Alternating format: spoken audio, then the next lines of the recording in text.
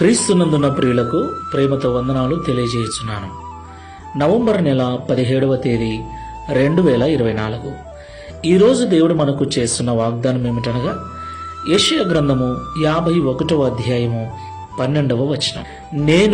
నేనే మిమ్ము నోదార్చువాడను, చనిపోవు నరునికి, తృణమాత్రుడగు నరునికి ఎందుకు భయపడుదువు?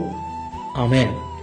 నా ప్రియమైన సహోదరి సహోదరులారా, ఈ లోకంలో జీవిస్తున్న మనము చేతగాని వారమని తెలిస్తే మనల్ని చూసి ఎగతాళి చేసేవారు, పిరికివారమని తెలిస్తే మనల్ని భయపెట్టేవారు, మన స్థితిగతులు ఏంటో తెలుసుకొని వాటికి అనుగుణంగా మనతో మాట్లాడాలా వద్దా అని ఆలోచించేటువంటి మనుషులు కూడా లేకపోలేదు. ఒక మాటలో చెప్పాలంటే ఈ లోకంలో మనల్ని అర్థం చేసుకొని, మనల్ని ధైర్యపరిచి, మనల్ని బలపరిచి, మన స్థితిగతులను బట్టి ఓదార్చే వారి కంటే ఈ లోకంలో మనల్ని భయపెట్టేవారు, అవమానపరిచేవారు, ఇబ్బందిని కలిగించేవారే ఎక్కువ ఉన్నారు. నా ప్రియమైన సహోదరి సహోదరులారా, ఈ లోకంలో ఉన్న మనుషులు మనలాంటి వారే.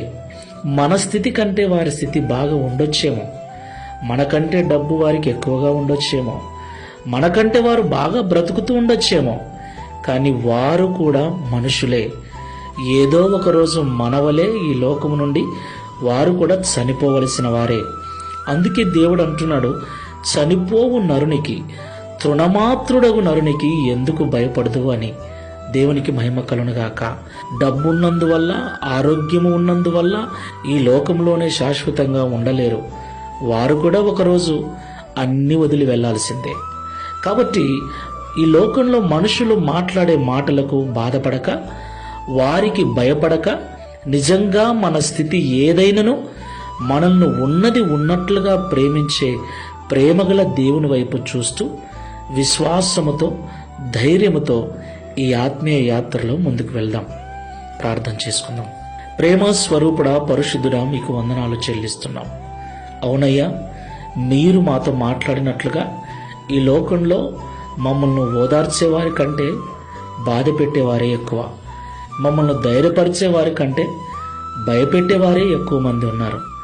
మా స్థితి హీనమైనది, దీనమైనది అని తెలిస్తే 10 మందికి చెప్పి మా పరువు తీసి మమ్మల్ని అవమానానికి గురి చేసేవారే ఎక్కువ మంది ఉన్నారు. మనుషులు మాట్లాడే మాటలకు, వారు చేసే మోసాలకు భయపడుతూ కొన్నిసార్లు వారి వలన బెదిరిపోయి కృంగిపోతున్నాం. వారు కూడా ఒకరోజు మరణించేవారేనని, ఏమున్నా అన్ని వదిలేసి మట్టిలో కలిసిపోయేవారేనని, ఇక మీదట మనుషులను, వారి మాటలను పట్టించుకోక నీ వైపు చూస్తూ విశ్వాసముతో ముందుకు వెళ్ళటకు, ధైర్యముతో ప్రార్థనాపూర్వకంగా ముందుకు వెళ్ళటకు సహాయము చేయమని యేసుక్రీస్తు ప్రభుల వారి నామములో ప్రార్థించి వేడుకుంటున్నాము తండ్రి. Amen. Praise the Lord. God bless you.